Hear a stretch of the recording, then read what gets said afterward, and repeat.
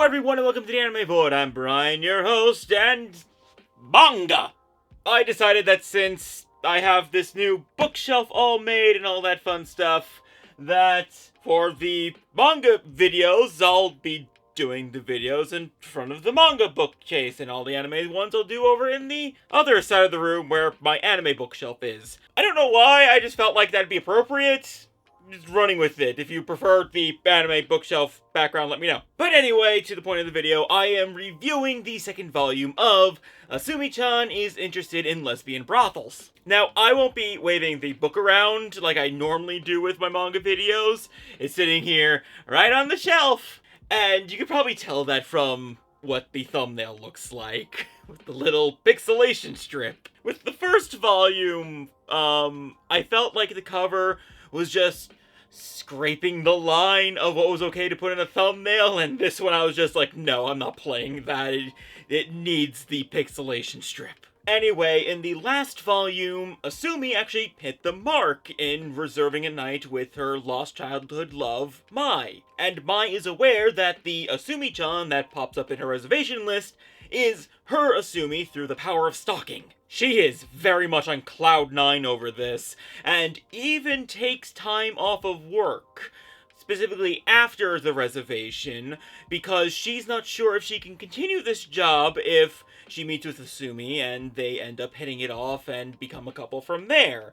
So she wants to keep that opportunity open. But of course, this is only the second volume of the manga. Things are not that simple. Asumi turns out to be incredibly burnt out from all of her college classes and doing all the part-time work at her job and also doing all of those girls. She comes down with a very bad fever and actually has to cancel her reservation. And since Mai took time off, she's unable to reschedule once she feels better. At the end of my last video, I did voice concerns about how this would all go. I was wondering if it was just going to be a short manga run, or if it was going to turn into a cute but sexy rom-com from here. If I remember correctly, I didn't really want any kind of contrived inconvenience to prevent them from meeting each other. You know, the kind of thing that just made the hunt go on for longer than it really needed to. I don't fully remember if that was my thought process. That video was unscripted and I don't feel like watching it. But either I didn't say that at all, or I've changed my mind since then because I did not mind this here. Though there's also every chance that I'm just very enamored with the cute, useless lesbian, and I am fine with whatever happens in this manga, so long as she's there. I digress. Asumi goes back into the cycle of sexual exploration, even going for a 2-hour-long session, a threesome, and even cosplay. And now that I'm listing all of that, I genuinely wonder, how many things is this manga gonna do before it becomes hardcore?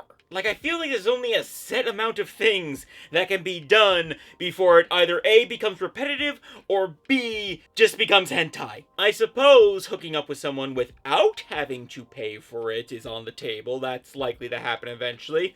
Maybe with senpai. And toys are definitely a thing that's probably going to be involved at some point. I'm going to stop myself there before I actually cross a line that makes YouTube angry with me. I'm already playing fast and loose with this manga and the topic that it covers, so let's not play the odds too much here. Anyway, the most important thing that happens in this volume is the fact that Asumi actually gets a normal friend. Still a lesbian, clearly, but she's not outwardly a pervert, so there's that. Asumi can actually talk to someone about manga and interests that have nothing to do with what goes on in the bedroom. Miracles do happen, I guess.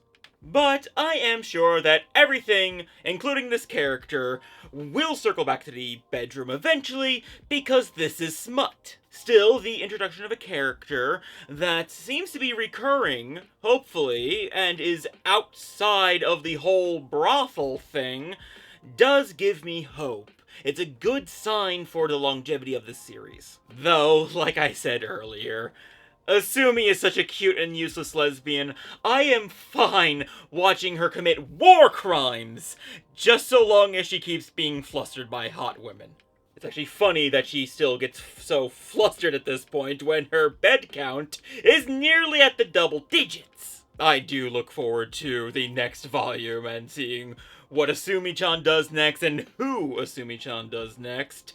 Really am curious about who the coveted number 10 spot's going to be. So when Volume 3 comes out, you can be damn sure, regardless of how well this video makes, I will make a video about that. But what do you think about Asumi-chan is interested in Lesbian Brothels Volume 2? What do you think about the bookshelf? And what do you think about subscribing to the channel? Because you should do that.